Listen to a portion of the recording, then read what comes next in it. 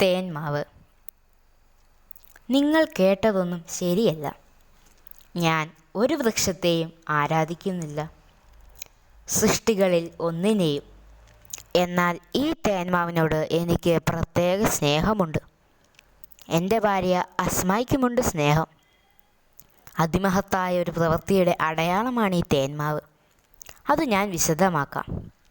ഞങ്ങളാ മാവിൻ ചുവട്ടിലാണ്. ധാരാളം മാങ്ങയുണ്ട്. മാവിൻ ചുവട്ടിൽ വളരെ വീതിയിൽ വൃത്തത്തിൽ വെള്ളമണൽ വിരിച്ചിരിക്കുന്നു. അതിനു ചുറ്റും 2 വരിയിൽ കല്ലു കെട്ടിച്ച് സിമൻ്റിട്ട് അതിൽ വൃത്തത്തിൽ റോസാ ചെടികൾ പിടിപ്പിച്ചിരിക്കുന്നു. പല നിറങ്ങളിലുള്ള ധാരാളം പൂക്കളുണ്ട്. അദ്ദേഹത്തിൻ്റെ പേര് റഷീദ് എന്നാണ്.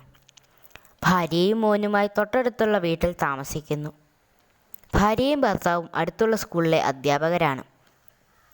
അദ്ദേഹത്തിൻ്റെ ഭാര്യ മാമ്പഴം ചെത്തിപ്പൂളി 10-16 വയസ്സായ മകൻ്റെ കയ്യിൽ ഒരു പ്ലേറ്റിൽ കൊടുത്തയച്ചു. ഞങ്ങളത് തിന്നു. തേൻ പോലെ മധുരമുണ്ട്. മാമ്പഴം എങ്ങനെ? തേൻ മാവ് തന്നെ. ഇത് നമുക്ക് തിന്നാൻ സാധിക്കുന്നത് ഓർക്കുമ്പോൾ അത്ഭുതം തോന്നുന്നു. ഈ മാവ് നട്ടതാര്? ഇവിടെ നട്ടത് ഞാനും അസ്മായും കൂടി. മാവിനെ പറ്റിയുള്ള വിവരം ഞാൻ പറയാം. ഇത് ഞാൻ ഒരുപാട് ആളുകളോട് പറഞ്ഞിട്ടുണ്ട്. കേട്ടവർ സംഭവമെല്ലാം മറന്നിട്ട് വൃക്ഷാരാധനയാക്കി തീർത്തു. ഇതിലൊരു ആരാധനയുമില്ല. മഹത്തായ ഒരു പ്രവൃത്തിയുടെ ഓർമ്മയുണ്ട്. എൻ്റെ അനുജൻ പോലീസ് ഇൻസ്പെക്ടറാണ്. ഇവിടെ നിന്ന് 75 മൈൽ അകലെയുള്ള ഒരു പട്ടണത്തിലായിരുന്നു അന്ന് ഉദ്യോഗം. ഞാൻ അനുജനെ കാണാൻ പോയി. എന്നിട്ട് അനുജൻ്റെ കൂടെ താമസിച്ചു. വലിയ പട്ടണമൊന്നുമല്ല, എങ്കിലും ഞാനൊന്ന് ചുറ്റിക്കറങ്ങാൻ ഇറങ്ങി. നല്ല വേനൽക്കാലമാണ്. ചൂട് കാറ്റാണ് അടിച്ചിരുന്നത്. വെള്ളത്തിന് ക്ഷാമമുണ്ടായിരുന്നു. ഞാൻ അങ്ങനെ നടക്കുമ്പോൾ ഒരിടവഴിയിൽ ഒരു വൃക്ഷത്തണലിൽ അവശനായി ഒരു വൃദ്ധൻ കിടക്കുന്നത് കണ്ടു.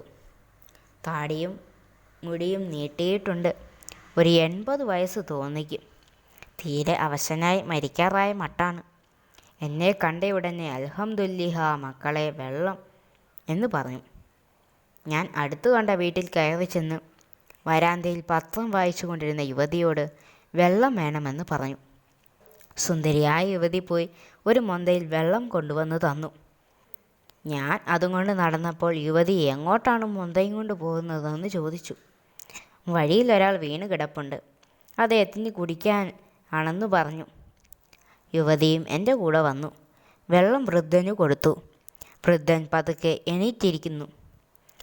എന്നിട്ട് അത്ഭുതകരമായൊരു പ്രവൃത്തി ചെയ്തു. മൊന്തയും വെള്ളവുമായി എണീറ്റ് റോഡരികിൽ വാടിത്തളർന്നു നിന്ന കൈമാവിൻ്റെ ചുവട്ടിൽ പകുതി വെള്ളം ബിസ്മി ചൊല്ലി ഒഴിച്ചു. മാങ്ങ തിന്നു വഴിപോക്കർ ആരോ കുരു വലിച്ചെറിഞ്ഞതാണ്. അത് കിളിർത്തു. വേര് അധികവും മണ്ണിനു മീതെ. വൃദ്ധൻ വന്ന് വൃക്ഷത്തണലിൽ ഇരുന്നിട്ട് ബാക്കി വെള്ളം ബിസ്മി ചൊല്ലി കുടിച്ചിട്ട് അൽഹംദുലില്ലാ എന്ന് ദൈവത്തിന് സ്തുതി പറഞ്ഞിട്ട് പറഞ്ഞു, എൻ്റെ പേര് യൂസുഫ് സിദ്ദിഖ്.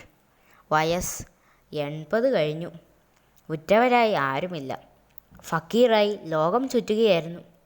ഞാൻ മരിക്കാൻ പോവുകയാണ്. നിങ്ങൾ 2 പേരുടെയും പേരെന്ത്? ഞാൻ പറഞ്ഞു, എൻ്റെ പേര് റഷീദ്, സ്കൂൾ അധ്യാപകനാണ്. യുവതി പറഞ്ഞു, എൻ്റെ പേര് അസ്മ, സ്കൂൾ അധ്യാപികയാണ്. നമ്മളെ എല്ലാം അല്ലാഹ് അനുഗ്രഹിക്കട്ടെ എന്നും പറഞ്ഞ് വൃദ്ധൻ കിടന്നു. ഞങ്ങളുടെ കൺമുന്നിൽ വെച്ച് യൂസുഫ് സിദ്ദിഖ് മരിക്കുകയും ചെയ്തു. അസ്മയെ അവിടെ നിർത്തിയിട്ട് ഞാൻ ചെന്ന് അനുജനോട് വിവരം പറഞ്ഞു. ഒരു വാൻ കൊണ്ടുവന്നു. മൃതദേഹം പള്ളിയിൽ കൊണ്ടുപോയി കുളിപ്പിച്ചു. പുതുവസ്ത്രത്തിൽ പൊതിഞ്ഞ് കബറടക്കി. വൃദ്ധൻ്റെ സഞ്ചിയിൽ 6 രൂപയുണ്ടായിരുന്നു.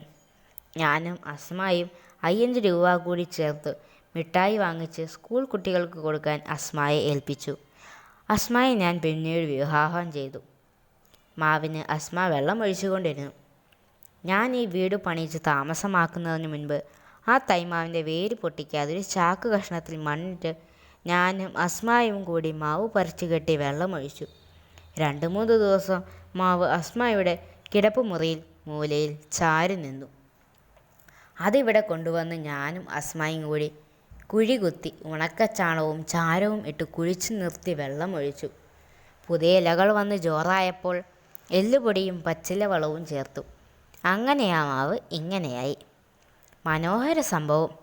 മരിക്കുന്നതിന് മുൻപ് മിണ്ടാൻ കഴിയാത്ത മാവിന് ആ വൃദ്ധൻ വെള്ളമൊഴിച്ചു. ഞാനിത് ഓർമ്മിക്കാം. ഞാൻ യാത്ര പറഞ്ഞ് നടന്നപ്പോൾ പിറകെ വിളിച്ചു. ഞാൻ തിരിഞ്ഞു നിന്നു. റഷീദിൻ്റെ മകൻ 4 മാമ്പഴം ഒരു കടലാസിൽ പൊതിഞ്ഞു കൊണ്ടുവന്ന് തന്നിട്ട് പറഞ്ഞു, ഭാര്യയ്ക്കും മക്കൾക്കും കൊടുക്കാൻ പറഞ്ഞു. മോൻ പഠിക്കുന്നുണ്ടോ? കോളേജിൽ പഠിക്കുന്നു. പേരെന്താ? യൂസുഫ് സിദ്ദിഖ്. യൂസുഫ് സിദ്ദിഖ്? അതെ, യൂസുഫ് സിദ്ദിഖ്. നന്ദി.